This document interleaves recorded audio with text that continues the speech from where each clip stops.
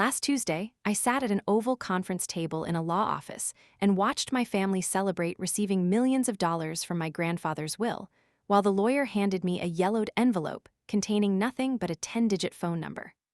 My sister laughed out loud, my mother turned her head to hide a smile, and my uncle raised his coffee cup in a mock toast. None of them realized that the envelope was not a joke, or that calling the number on that paper would transfer complete ownership of my grandfather's $38 million real estate company directly to me. Welcome back to Payback Stories.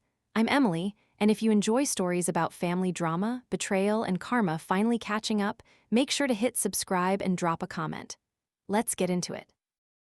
The whole sequence began the previous morning at 6:14. I was sitting on the edge of my bed, lacing up my work boots for an early shift at the retail furniture store I managed in Holden, Ohio, when my phone rang. It was my mother, Patricia. She rarely calls early unless she needs something, but this time her message was brief. She told me my grandfather, Arthur Westbrook, had passed away during the night at age 82. She said his estate attorney had scheduled the will reading for Tuesday at 2 o'clock at a firm in Newark, told me to dress presentably, and hung up. Grandpa Arthur had built Westbrook Properties from a single duplex renovation in 1981 into a commercial development operation spanning 3 counties. He had 43 employees, 6 active development sites, and a strong reputation in Central Ohio real estate. To the rest of the family, he was a balance sheet. To me, he was the man who had taught me how to sand oak edges smooth in his workshop every Sunday throughout my childhood. After Patricia hung up, I drove 40 minutes to Arthur's house in Granville. When I pulled into the gravel driveway, my sister Ashley's Lexus was already parked near the front porch. Through the kitchen window, I could see her pacing back and forth with a phone pressed to her ear. My uncle Daniel was sitting on the porch rail with a glass of whiskey, talking loudly into his cell phone. When I reached the front door, Patricia stepped outside to meet me. She looked at my work clothes, stepped closer, and told me she had already spoken with the attorney. She said Arthur was leaving his estate to the people who actually earned it, advised me to wear something professional the following day, and walked back inside before I could respond. I knew what she was implying. 4 months earlier, at Thanksgiving dinner, Patricia had hosted 14 family members around Arthur's dining table. She had gone around the room asking everyone to share their recent career achievements.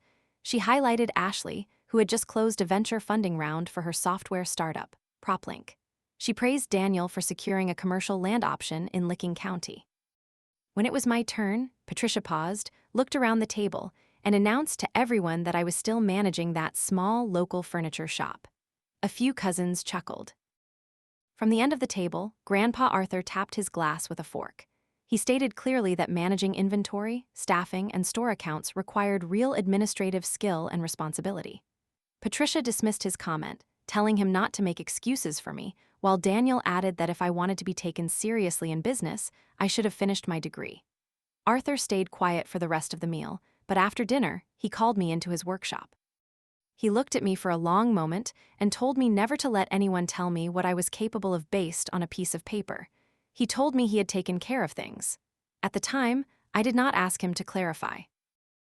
On Tuesday morning, I put on a navy blazer I had owned for 2 years and drove my Honda Civic to the law office in Newark. When I arrived, the parking lot looked like a luxury car showroom. Ashley stepped out of her sedan in a black dress, followed by her husband Matthew, who was carrying a leather portfolio. Daniel pulled up in an Escalade, sunglasses on despite the overcast weather. Patricia arrived in an Uber, having sold her personal vehicle 6 months earlier to cover outstanding debts, a fact she kept hidden from the rest of the family. In the waiting area, Ashley and Daniel stood near the water dispenser talking in low, fast voices. Ashley estimated that Arthur had at least $4 million in cash liquid accounts, plus his real estate holdings. Daniel stated that the real asset was the operating business and questioned who would take over management. When they noticed me sitting across the room, Ashley raised her eyebrows and asked if I had actually decided to show up. She added a tight smile and said she was sure Grandpa had left me a nice card. A few minutes later, Arthur's estate lawyer, Thomas, opened the conference room door and called the family inside.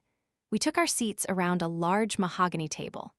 Thomas opened a manila folder and began reading the terms of the last will and testament dated March of that year. He read through the allocations one by one. Daniel received the Lake Erie vacation property and $800,000 in cash. He nodded once, writing a note on a pad. Patricia received a downtown apartment property and $600,000 in cash. She closed her eyes and let out a long breath of relief. Ashley and Matthew received $500,000 in cash, along with Arthur's personal stock investment portfolio. Ashley immediately began typing calculations into her phone, while Matthew pulled out a binder to cross-reference numbers. Several younger cousins received educational trusts of $200,000 each. Finally, Thomas turned to the last page of the document. He stated that for Emily Marie Westbrook, the decedent had left a single sealed envelope to be delivered directly and opened only by me. He slid a yellowed envelope across the table. My name was written on the front in Arthur's block handwriting, the ink slightly faded with age. I broke the paper seal. Inside was a single piece of paper containing a 10-digit phone number in block letters. Below it, Arthur had written, "Call when you are ready. H.W." There was no cashier's check, no deed, no bank account details, and no cash bequest. The room remained silent for 3 seconds before Ashley snorted. She laughed out loud, leaning back against her chair. She remarked that the phone number was probably for a state housing assistance line. Patricia turned her face away, her shoulders moving as she laughed quietly. Daniel shook his head, while Thomas sat at the head of the table with his hands folded, watching me neutrally. I picked up the envelope, walked out to the parking lot, and stood near my car. Patricia followed me outside. She told me that Arthur had clearly recognized I was incapable of handling financial resources, adding that the phone number was likely for a debt management counselor. Before I could answer, Daniel walked over and rested his forearm on the roof of my driver's side door. He told me that if whatever was inside that envelope had anything to do with Westbrook Properties, I needed to understand that he was the chief operating officer and had run daily business operations for 10 years. He tapped the car roof twice and walked away. Inside her car, Ashley was on the phone with Matthew, laughing. My phone buzzed in my pocket with a notification from the family group chat, a thread I had kept muted for months. Ashley had posted an update stating that I had received an envelope containing a phone number as Grandpa's final gift, accompanied by laughing emojis from 2 cousins. I got into my car, locked the doors, and set the yellowed envelope on the passenger seat. My hands were steady, but I was furious. I pulled out my phone and dialed the 10-digit number. It rang 3 times before a man answered in a measured voice. He introduced himself as William Alcott. He stated that he was an attorney and had been expecting my call. I asked him who he was and why he had provided this contact number to my grandfather. William explained that 20 years prior, Arthur had appointed him to establish an irrevocable trust and that he needed to meet with me in person to discuss the details. He instructed me to bring my driver's license, birth certificate, and social security card to his office in downtown Columbus the following morning at 10 o'clock. I pulled a paper receipt from my glove compartment and wrote down the address he provided. I asked him why Arthur had set up this arrangement specifically for me. William paused before answering. He told me that when Arthur established the structure, he had stated that the family member who showed up when he was down, without expecting a payout, was the only one who could be trusted to run what he had built. William added that Arthur had built a specific clause into the instrument. If I never called the number, or if I discarded the envelope, the entire trust asset package would transfer permanently to an Ohio charitable foundation, leaving the family with only what was listed in the standard will. William told me that by placing the phone call, I had satisfied the primary condition of the trust. I told him I would be at his office at 10 o'clock the next morning and hung up. That evening, Patricia organized what she called a family dinner at Arthur's house. Daniel sat at the head of the dining table in Arthur's usual chair. He announced to the family that he would be stepping in as acting president and managing operations across all active development sites, claiming Arthur would have wanted continuity. Nobody questioned him. Ashley spent the meal reviewing financial, spread projections for her startup on her tablet, while Patricia raised a glass to Arthur and the financial security he had provided for everyone. Patricia turned to me across the table and asked if I wanted to pass my envelope around so everyone could see the phone number, suggesting we call it together to see who picked up. 2 cousins chuckled. Aunt Nancy, Arthur's younger daughter, sat quietly near the end of the table and said nothing. Daniel added that while the company was technically held under a legacy trust structure, such mechanisms routinely expired or reverted to the main estate upon the grantor's death, meaning legal control would pass to the primary heirs. He was legally incorrect. Irrevocable trusts do not dissolve upon the grantor's death, a fact William had outlined to me earlier that afternoon. I chose not to correct him. I ate my dinner, washed my plate in the sink, and left before dessert was served. On my way out, Daniel patted my shoulder and told me to keep my head up, noting that at least I had received a physical piece of paper. I drove back to my 700-square-foot apartment above a dry-cleaning shop on Main Street in Holden. I placed the yellowed envelope on my kitchen table. Looking at Arthur's initials, I thought back to when I was 19 years old. Arthur had suffered a minor stroke that left him with physical weakness on his left side. His physician had prescribed 4 months of daily physical therapy and strict medication management. At the time, Patricia had claimed she was too busy with her social schedule. Daniel had stated he was entirely consumed by company operations, and Ashley had remained at college, stating she could not interrupt her term. I dropped my college courses for the semester, drove to Granville every morning at 7, and managed his daily care. I walked him through his balance exercises, organized his daily prescriptions, and drove him to his clinical appointments. 4 months later, he made a full recovery. However, because I had taken time off, my academic scholarship lapsed, and I was unable to cover the remaining tuition out of pocket. Patricia told her friends, I simply lacked the discipline for higher education, and I took a retail job at the furniture store in Holden. I laid out my identification documents on my desk, set my alarm for 7 in the morning, and turned off my phone. At 10 o'clock Wednesday morning, I entered William Alcott's office on East Broad Street in Columbus. The office was professional and quiet, lined with legal reference books and framed documents. On the wall behind his desk hung a photograph from 1993 showing a younger Arthur wearing a hard hat next to a younger William, holding blueprints in front of a half-built commercial building. William opened a leather master ledger on his desk. He explained that 8 years prior, shortly after his recovery from his stroke, Arthur had formally finalized and updated the irrevocable trust structure, naming William as the sole independent trustee. Because the trust was an independent legal entity created during Arthur's lifetime, its assets did not form part of his probate estate, were not subject to the terms of his public will, and could not be altered by estate claims. William stated that the trust held 100% ownership of Westbrook Properties, LLC, including all underlying commercial assets, cash reserves, active construction sites, and investment holdings. The total asset valuation of the company stood at approximately $38 million. He explained that under the explicit terms of the trust, I was named the sole primary beneficiary and designated successor manager. I asked him why Arthur had selected me over Daniel, given that I had spent the last several years managing a retail furniture store rather than running a major corporation. William stated that Arthur had explicitly noted that operational skills could be taught and reinforced through professional management, but personal integrity and duty could not. William slid a signature page across the desk, explaining that I had 30 days to formally accept or decline the designation. If accepted, full corporate ownership and voting rights would transfer to me immediately. He added that Arthur had left a secondary sealed letter, which could only be unsealed after the formal acceptance documents were signed. Before I made my decision, William dialed a secure video link on his desktop monitor. A woman with short silver hair and glasses appeared on the screen, sitting in an open-plan office surrounded by project charts. William introduced her as Margaret Donnelly, who had served as the Chief Operating Officer and Acting Executive Manager of Westbrook Properties for the past 3 years while Arthur's health declined. Margaret looked at me directly through the camera. She stated clearly that she did not care whether I held an advanced business degree, but that she required absolute operational honesty. She explained that Arthur had briefed her fully on the trust arrangement before his death. She offered to remain in her position for 12 months to provide comprehensive operational training on company management, development pipelines, and financial controls, after which I would take over full direct oversight.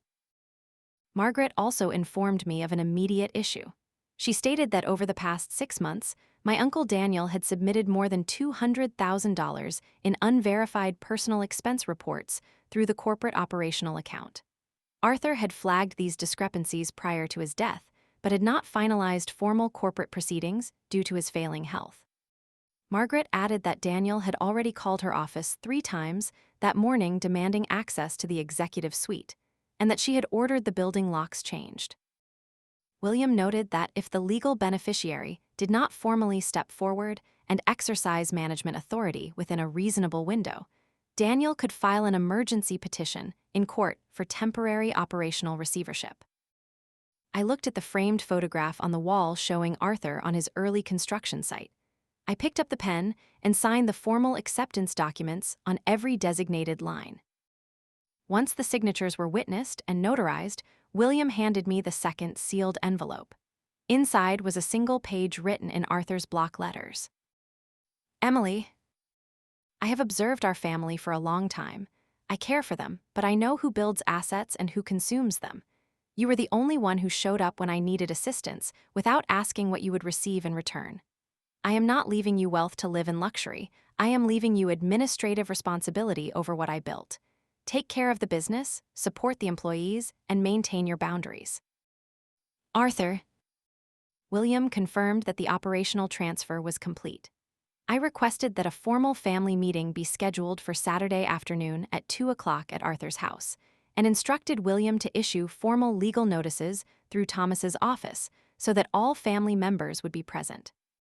William agreed and noted that Arthur had also included a strict no-contest provision in the master trust setup.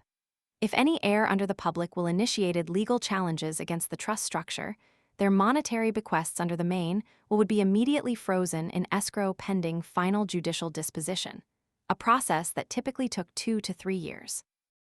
When I stepped out of the office building, my phone rang. It was Patricia.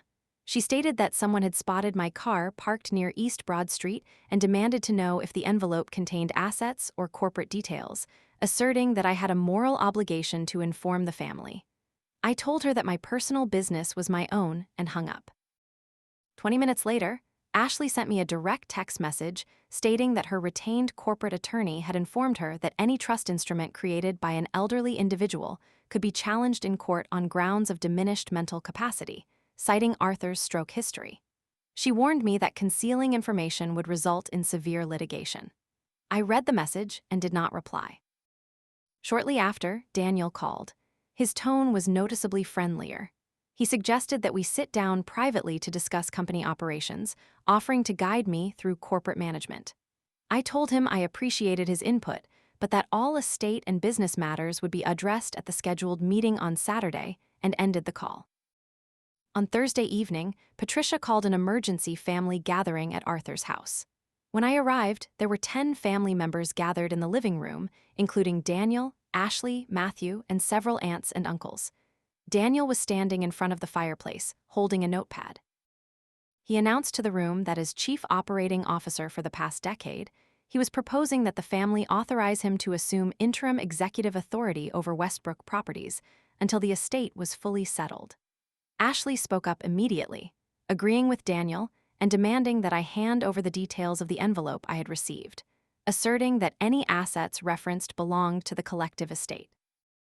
Daniel walked over to where I was sitting. He stated directly that I lacked commercial qualifications, held no business degree, and had no standing to oversee company operations. He asserted that whatever Arthur had provided in that envelope was the mistake of an aging man, and that the family intended to set it aside legally. Ashley added that running a small local furniture store did not qualify anyone to oversee a multi-million-dollar commercial enterprise, while Patricia stated that handing executive management to Daniel was the most reasonable path for everyone involved. I stood up from my chair, picked up my coat, and stated clearly that I was meeting with my attorney and that all questions would be formally answered at 2 o'clock on Saturday afternoon. I walked out of the house while Daniel was still speaking. On Saturday at 1:45 in the afternoon, the family gathered once again in Arthur's living room. Daniel had taken the main armchair by the hearth, sitting with his arms crossed. Ashley and Matthew sat on the sofa with a legal pad, while Patricia sat near the window. Aunts, uncles, and cousins occupied the remaining chairs. At 2 o'clock, I walked through the front door accompanied by William Alcott, who carried a heavy leather briefcase. Daniel stood up and demanded to know who William was. Ashley looked at William, recognized his name, and stated to the room that he was the senior attorney who had handled Arthur's early commercial land acquisitions decades ago. William placed his briefcase on the center coffee table, opened it, and pulled out several bound document sets. He addressed the room in a calm, professional tone. He stated that 8 years prior, Arthur Westbrook had established an irrevocable trust that held 100% ownership of Westbrook Properties LLC, including all real estate developments, cash accounts, and corporate assets, with a total current valuation of $38 million. He explained that the trust was entirely separate from the public will read on Tuesday, did not pass through probate court, and was not subject to estate claims. He then announced that Emily Marie Westbrook was the sole designated beneficiary and managing successor of the trust, and that I had formally executed the acceptance documentation 2 days prior, transferring full legal ownership and corporate voting control directly to me. The room went completely silent. Daniel's face turned red, while Patricia sat back in her chair without speaking. Ashley stared at William and then at me, her hands folded tightly in her lap. Daniel stepped forward and shouted that the arrangement was fraudulent, asserting that Arthur lacked the mental capacity to execute complex legal trusts following his stroke years earlier. William did not raise his voice. He reached into his briefcase and produced 3 separate certified medical folders. He stated that Arthur had undergone formal, independent neurological and mental capacity evaluations in 2016, 2020, and 2023, conducted by board-certified physicians with no connection to the family or the business. All 3 evaluations documented full legal and mental capacity, and all 3 reports were fully notarized. He placed the folders on the table for inspection. Daniel refused to look at the documents. He insisted that he had run day-to-day operations for 10 years and that the business belonged to him. William responded that Daniel had served as an at-will corporate officer and that his administrative role had never conferred equity ownership.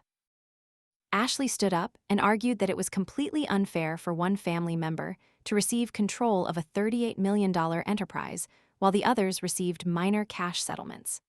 William reminded her that the public will and the private trust were entirely separate legal instruments, and that Arthur's directives were explicit. Patricia turned to me and asked how I could take control of the family business away from my uncle. I looked at her directly and reminded her of what she had told me in the parking lot after the will reading, as well as her comments at Thanksgiving dinner. I told her that I was following Grandpa Arthur's explicit written instructions. Matthew touched Ashley's arm and spoke quietly to her. He pointed out that William had noted the existence of a strict no-contest clause in the trust foundation. He explained to her that if they filed a legal challenge against the trust, their $500,000 inheritance under the main will would be frozen in escrow for several years while the court processed the claim, with little to no chance of success given the certified medical evaluations. Matthew closed his notepad and told Ashley they were leaving. Ashley picked up her purse and walked out the door, followed by her husband.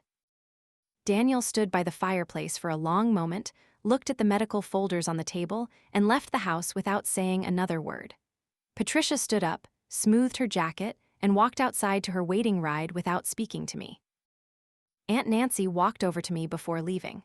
She placed a hand on my arm and told me she had always wondered why Arthur spent so much time maintaining his workshop long after he stopped commercial woodworking. She said she now understood that he had been waiting for the right person to pass his legacy to. She squeezed my hand and walked out. On Monday morning at 8 o'clock, I arrived at the corporate headquarters of Westbrook Properties on Hamilton Road in Columbus. Margaret Donnelly met me at the main entrance and walked me through the building. She introduced me to the administrative staff, project engineers, and accounting managers. We sat down in the main conference room to review the operational landscape. Margaret outlined the 6 active commercial development projects, 2 pending municipal site contracts, and 43 full-time staff members. She then brought up the internal financial audit.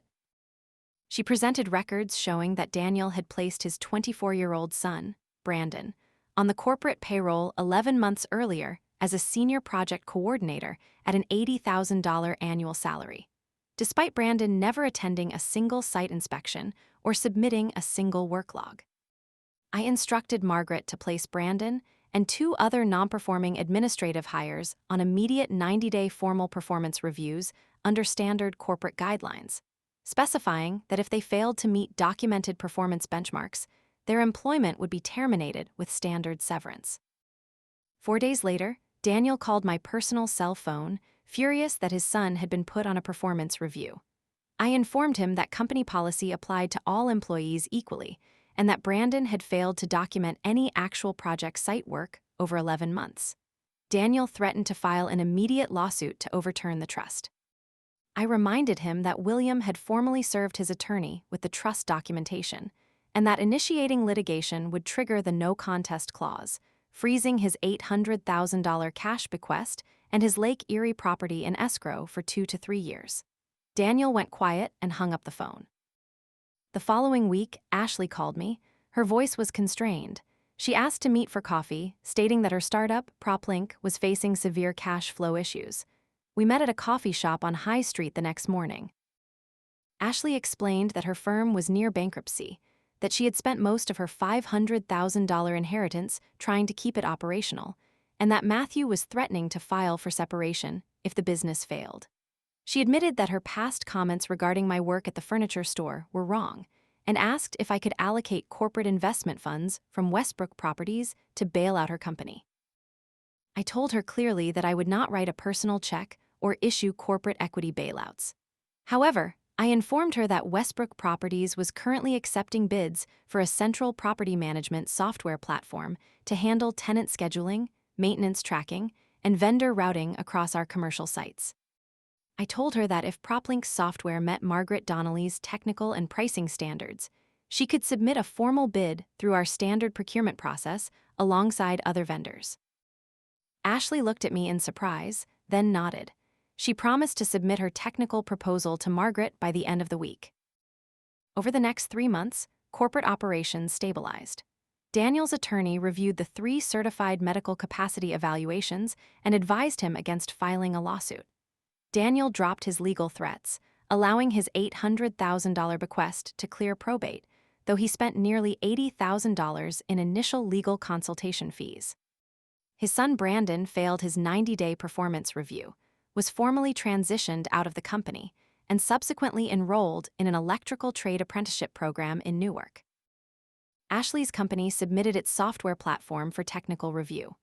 Margaret's engineering team put the system through 2 rounds of operational testing, determined it met corporate specifications, and awarded PropLink a competitive 6-month pilot vendor contract worth $120,000. The contract stabilized Ashley's business and allowed her to retain her staff through legitimate commercial revenue. 4 months after the will reading, Patricia requested to meet me at a diner off Route 37. When I arrived, she looked tired. She explained that after clearing her long-standing personal debts, she had spent a large portion of her remaining cash bequest on personal living expenses and a luxury vehicle, leaving her with $50,000 and no recurring income. She stated that she had been wrong about my ability to manage responsibilities, though she struggled to offer a direct apology. I told Patricia that I did not require formal apologies, but established a firm boundary. She was never again to speak about me as a failure to family members or acquaintances, nor attempt to manipulate company affairs. She accepted the terms, paid for her coffee, and left. 5 months into my management training with Margaret, she brought an archive development folder into my office.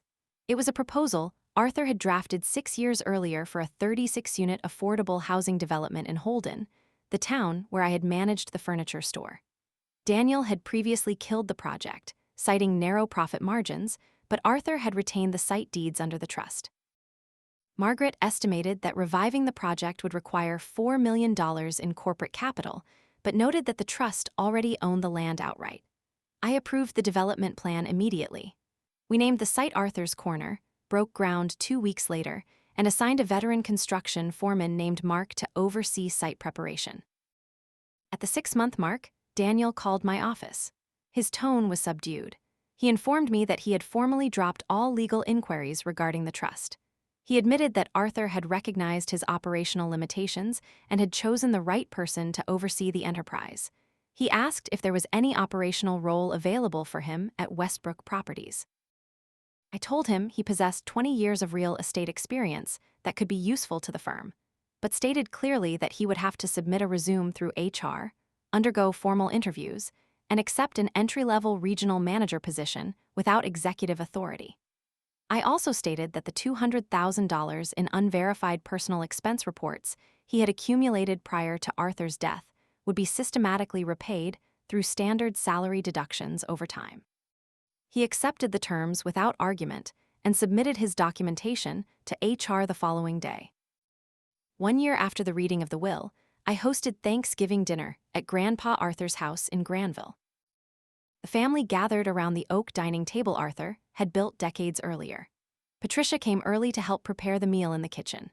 Ashley and Matthew attended, reporting that PropLink's vendor platform had successfully reduced maintenance dispatch times across our real estate sites by 30%, earning her firm a 2-year contract extension.